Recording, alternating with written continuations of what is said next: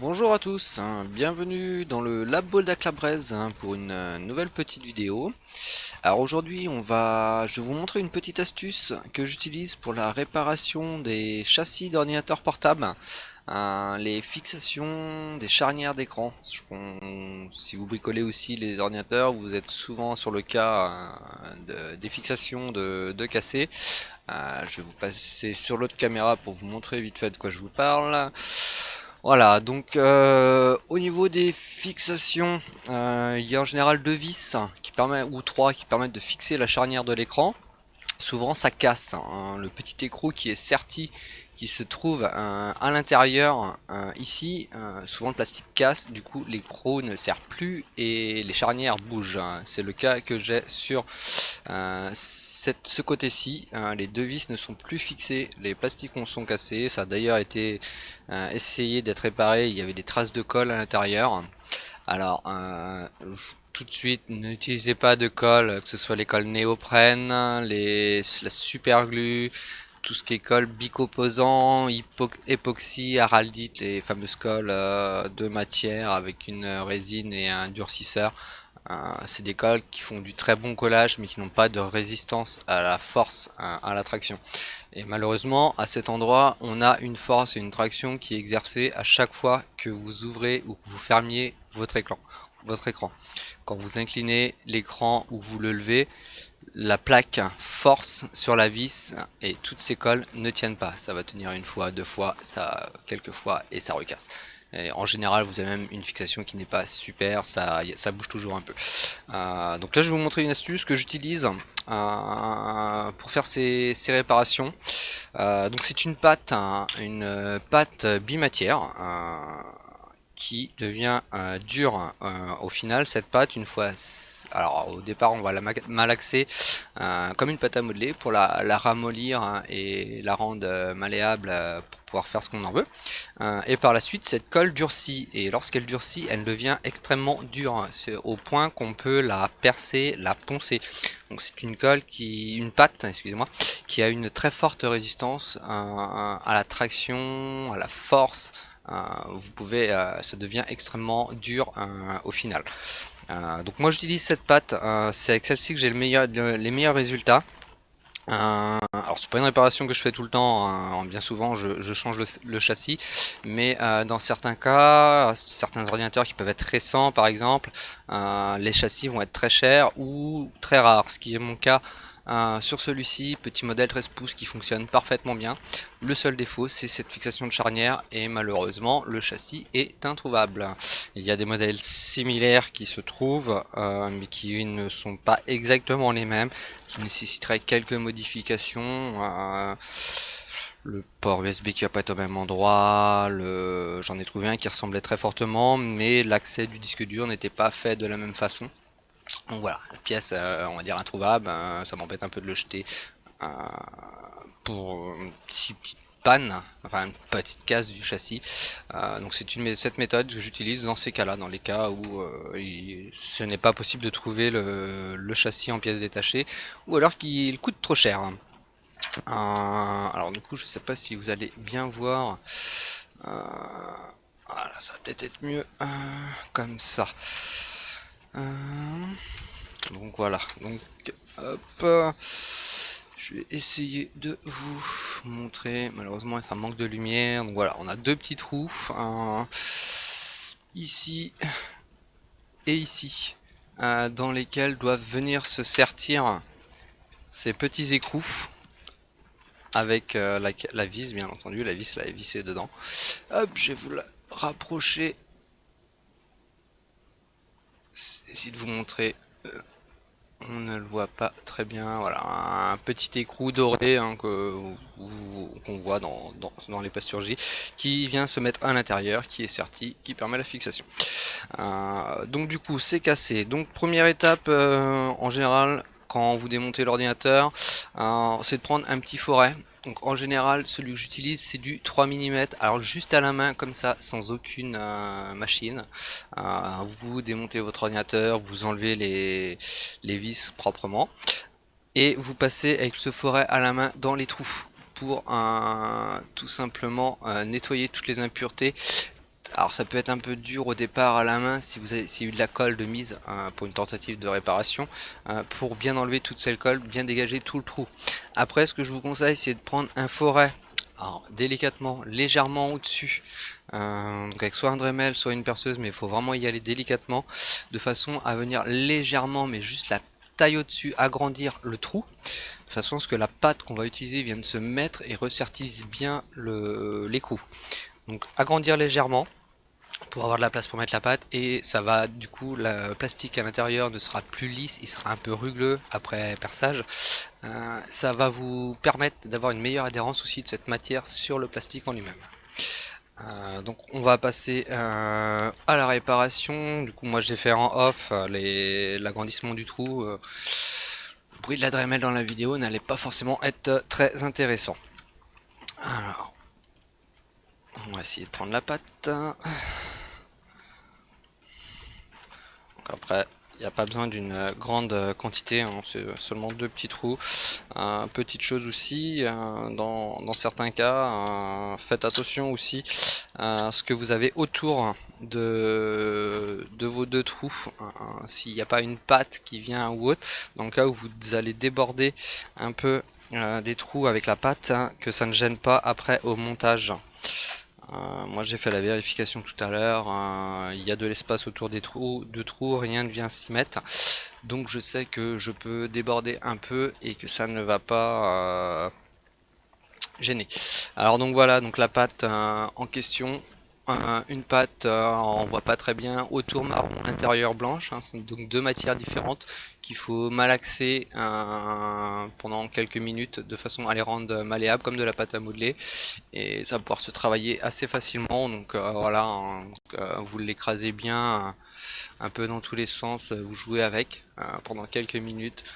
C'est possible que vous sentiez un petit échauffement de la pâte à la malaxer, elle monte, elle chauffe un petit peu légèrement, elle tiédit. C'est la réaction des 2 matières lorsqu'on les mélange. Donc voilà, on malaxe, je pense que je vais en avoir trop, hein, pour ce que j'ai à faire, mais bon, voilà, c'est assez, vu qu'il en faut une très faible quantité, difficile de jauger, vaut mieux en avoir un peu plus que pas assez, hein. C'est une colle qui ne vaut pas très très cher, c'est des grands tubes comme vous venez de voir quand je l'ai prise, donc ça vous fait un petit moment. On peut se permettre d'en gaspiller un petit peu.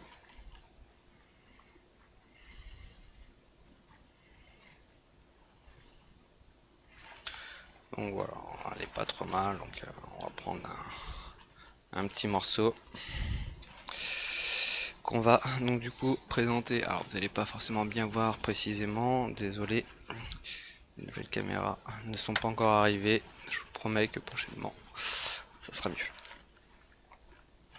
Donc voilà, donc j'utilise en général c'est dû pour éviter de bimer les outils avec la pâte, c'est tout simplement les tiges, pour ceux qui bricolent un peu, de rivet. Lorsque vous fixez un rivet pour fixer des choses, vous avez cette tige qui reste dans la pince, donc je récupère, c'est ce que j'utilise pour rentrer la pâte correctement dans le trou dans un premier temps. Ça évite d'abîmer les autres outils en leur mettant des résidus de colle, comme je vous l'ai dit, devient très dur au séchage. Donc, si on ne le nettoie pas correctement aussitôt, ça peut poser problème. Donc, en général pour ceci j'essaye d'utiliser des vieux outils. Voilà, celui-ci n'est pas trop mal rempli. On va passer au deuxième. Alors c'est très faible en quantité, même là vous voyez ce que j'ai sur le doigt, c'est trop, hein, ça va déborder à côté. Les trous sont vraiment petits. Moi ce que je vous disais tout à l'heure, j'ai vérifié avant que je ne vais rien qui gênait juste autour. Je peux me permettre de déborder, ce n'est pas plus mal, ça va permettre de renforcer les plastiques en extérieur, hein. Souvent le plastique fêle, donc les petits bouts sont encore là mais c'est fêlé donc ça ne sert plus. Donc, le fait d'avoir un peu de pâte qui déborde sur l'extérieur quand on en a la possibilité, ça permet un renfort aussi en extérieur. Voilà, donc, on bourre bien, on remplit bien le trou de cette pâte au maximum, hein.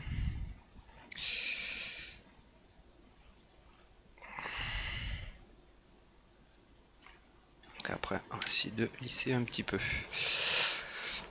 Hop.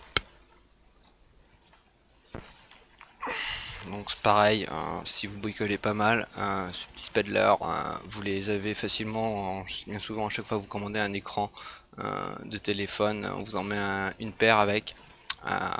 Ce n'est pas, vous pouvez souvent sont jetés. Personnellement, je les conserve. C'est très pratique. Comme là ici, je vais l'utiliser pour lisser un petit peu la pâte. C'est très pratique aussi pour l'application de différents flux ou des différentes pâtes qu'on peut utiliser pour les soudures ou autres. C'est quelque chose d'assez pratique là. Ça se tient bien en main, c'est assez petit, pas trop gros, donc c'est quand même très pratique. Je vous conseille, si vous bricolez, de les conserver. C'est un outil qui coûte du coup rien du tout. S'il y a, comme là, s'il y a des traces dessus, c'est pas un problème, on le jette. Il y en a toute une boîte à côté, et il y en a plein à l'intérieur. Donc voilà, j'ai lissé un petit peu, retassé sur les bords.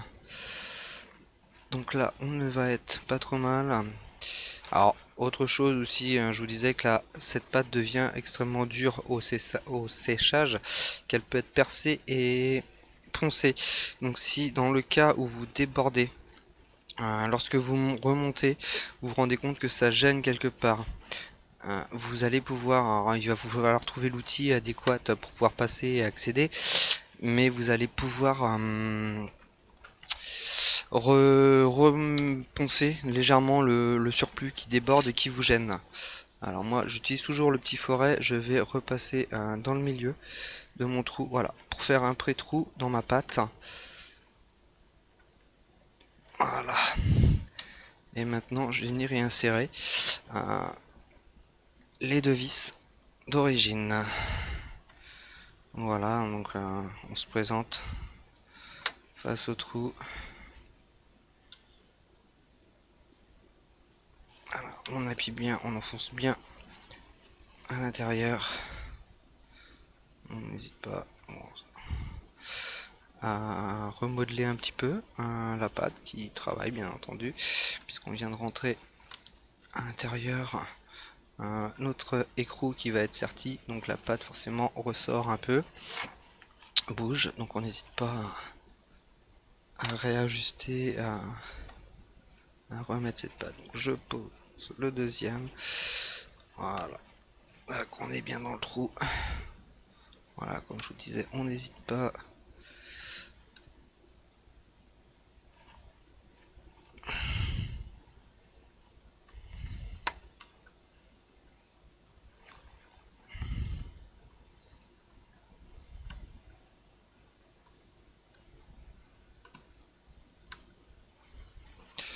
Ah. Alors je suis désolé, hein, vous voyez pas très bien ce que je fais, la caméra est mal positionnée, l'éclairage est très mauvais. Donc, si vous avez suivi un petit peu mes débuts, c'est ma seconde vidéo. J'expliquais dans la première un peu les petites présentations, les détails. J'ai pas fait d'investissement matériel pour le moment.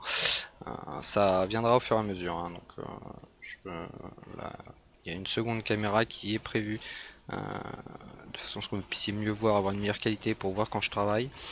Et je suis en train de voir aussi pour un éclairage. Donc voilà, donc là ça me semble pas trop mal. Si je me réfère à celui d'à côté, les deux autres qui sont de l'autre côté, on a l'air bien. Ce que je vais faire en dernière vérification avant que la colle soit complètement sèche, c'est que je vais prendre du coup l'écran avec ces deux charnières et je vais le présenter pour voir. Donc bien entendu ici je tombe pile poil dessus. Et ici, voilà, mes vis tombent juste bien en face des trous. Donc ça sera parfait. Il nous restera plus qu'à attendre que ça sèche. et une fois sec, ben, voilà, la pâte aura tenu. Aura tenu. Je vais vous passer vite fait sur le microscope pour vous montrer euh, quand même un peu ce qui a été fait. Vous n'avez pas pu voir grand chose. On va faire un petit tour avec le microscope pour vous montrer ce qui a été fait. Alors hop, je vous passe sur le microscope. Hop, un petit éclairage. Alors on va ajuster. Normalement, voilà. Hop.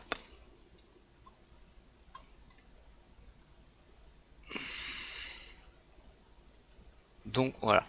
Donc on est sur un que je retrouve l'endroit. Voilà, on est sur la première vis. Donc comme vous voyez, on aperçoit la pâte qui est autour et à l'intérieur. Du coup, la vis est déjà vissée dans l'écrou pour faire un support qui m'a permis de le rentrer plus facilement. Et si on remonte un petit peu, on a la deuxième qui est ici. Donc cette pâte qui est à l'intérieur, autour, va ressertir, en fait, va redevenir toute dure. Donc va ressertir le petit écrou qui permettra la fixation de l'écran. Voilà, à la base, théoriquement, voilà. Hop, voilà ce qu'on a. On a deux choses comme ça. Vous voyez, c'est des petits écrous qui sont sertis dans le plastique. Et bien souvent, donc le problème qui se passe, c'est qu'il y a une force qui est faite ou une chute, et que c'est le plastique. Hop, alors attendez, voilà, on est sur c'est la même chose, on est sur celui d'écran. C'est le plastique ici qui casse. Souvent le plastique se casse, se fêle parce qu'il y a une force de fait, et donc du coup l'écrou tourne en rond, on ne peut plus faire tenir correctement la charnière. Donc la procédure qu'on a effectuée, donc c'est du coup on a enlevé cette pièce, on a nettoyé avec un petit foret à la main, en général du 3 mm, l'intérieur du trou pour enlever les résidus de colle qui ont pu être mis. Si vous avez récupéré l'ordinateur comme ça, souvent bon, c'est mon cas, les gens essayent de le réparer dans un premier temps, mettre de la colle, super glue ou autre, voilà, qui ne tiennent pas. Donc enlever ces résidus avec un petit foret de 3 mm, nettoyer bien les impuretés. Après passer avec un petit foret légèrement plus gros, la taille au-dessus, alors en fonction de ce que vous avez trouvé. Si vous réussissez à trouver une taille intermédiaire, du 3,5, du 4 autrement, et vous passez mais vraiment délicatement, faible vitesse, n'allez pas trop loin pour pas traverser la plasturgie, et vous agrandissez en fait, vous allez venir mordre légèrement dans le plastique dur qui est autour. Vous allez enlever peut-être un millième de millimètre, enfin ça va être vraiment très peu, parce que vous voyez entre le diamètre ici, il y a un peu de vide, plus la partie ici, vous allez enlever très peu. Vous allez agrandir ce trou, le mettre bien propre, rendre la matière à l'intérieur un peu rugueuse suite au perçage, et lorsque vous allez remplir du coup avec la pâte, donc vous remplissez bien le trou, vous en faites déborder un petit peu autour, si bien sûr ça ne gêne pas après pour remontage. Et après on vient, donc moi j'utilise la vis dans cet écrou, je mets la vis, et avec la vis ça me permet avec la Bruxelles de la prendre et de venir appuyer pour bien entrer l'écrou dans le trou. Donc en n'oubliant pas d'avoir fait un pré-trou, moi souvent juste avant de le mettre, j'utilise mes petites tiges de rivet pour faire un pré-trou, de façon à ce que cette pièce rentre plus facilement, et ceci évite d'avoir trop de matière qui pourrait remonter légèrement dans le fond de la vis et de l'écrou et gêner votre vis. Et du coup voilà, vous allez avoir du coup de la matière qui va rester à l'intérieur, qui va se mettre dans tous les petits interstices ici, là, dans toutes les petites dents que vous avez. Plus comme vous avez vu quand je les ai mis, ça a débordé un peu, j'ai réajusté. Souvent c'est avec ma Bruxelles, je ramène un petit peu de pâte légèrement sur le dessus, de façon à bien le bloquer à l'intérieur. Le surplus de pâte, si il y a la possibilité, c'est d'en mettre autour. Bien souvent le plastique, ça va vous faire un renfort. Si votre plastique est encore là mais qu'il est juste fêlé, ça va vous le consolider. Ça va éviter que ça se récarde vers l'extérieur. Et en général, une fois sec, voilà, qu'on a une matière ici, donc là ça va pas encore être assez sec. Malgré, vous voyez, ça commence déjà à durcir, mais pas suffisamment. Ça devient extrêmement dur, hein, je vous dis, c'est une matière, pour ceux qui connaissent pas, une fois du sec, c'est dur, extrêmement dur. Ça se ponce, ça se perd, ça se retravaille autant qu'on veut. Avec des machines, c'est vraiment une pâte qui est très forte, très résistante, et donc du coup, contrairement aux autres aux autres colles qui peuvent être utilisées. C'est une colle qui, du coup, comme elle est dure, a une résistance à la traction, à l'arrachement. Voilà, donc vous allez pouvoir travailler dessus sans que ça recasse. Voilà, donc c'est terminé pour aujourd'hui. Hop, on va repasser comme ça.